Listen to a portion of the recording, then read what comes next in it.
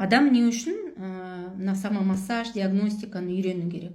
Ол тек қана жасару үшін жасамау керек.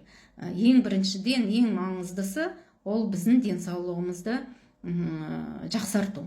Өйткені біздің мысалы врачқа барған кезде олар жеке-жеке әр ағзамыздағы органымызды жеке-жеке қарайды. Жүрегіміз ауырса жүрек емдейді, көз ауырса көзді емдейді. Негізі біздің қан айналымы, лимфа жүйесі, бұлшық еттеріміз, содан кейін ішкі құрылыс, ол бәрі бір-бірімен байланысады. Мысалы бетке,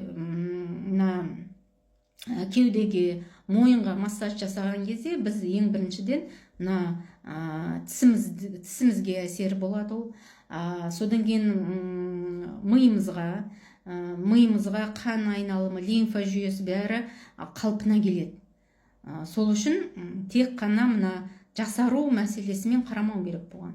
Бұған өз біріншіден денсаулығымды жақсартам деп, сондай мақсатпен көзқарас болу керек.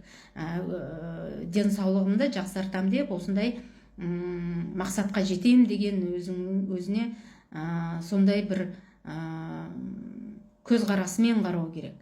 Адам баласы мысалы біз мойынға, содан кейін кеудеге жасамасақ мысалы, массаж жасамасақ, мойынның бұлшық еті қатайып тұрса, қол саусақ тиген кезде ауырса, ол міндетті түрде адамның тісі ауырады, міндетті түрде бетінде ісігі бар пайда болады.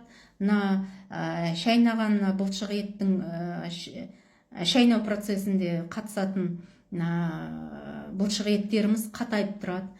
Ол стресстен қатаяды. Ол әртүрлі енді өзінің причиналары болады. Сол қатайып тұрған кезде құлақтың жанында бездері болады. Ол бездері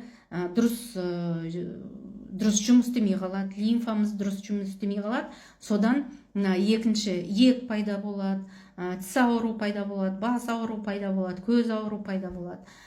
Көп сондай адамда иммунитеті де төмендейді. Өйткені лимфа жүйесіне бізде көп аурулар, рак ауруына дейін лимфа жүйесіне қатысты.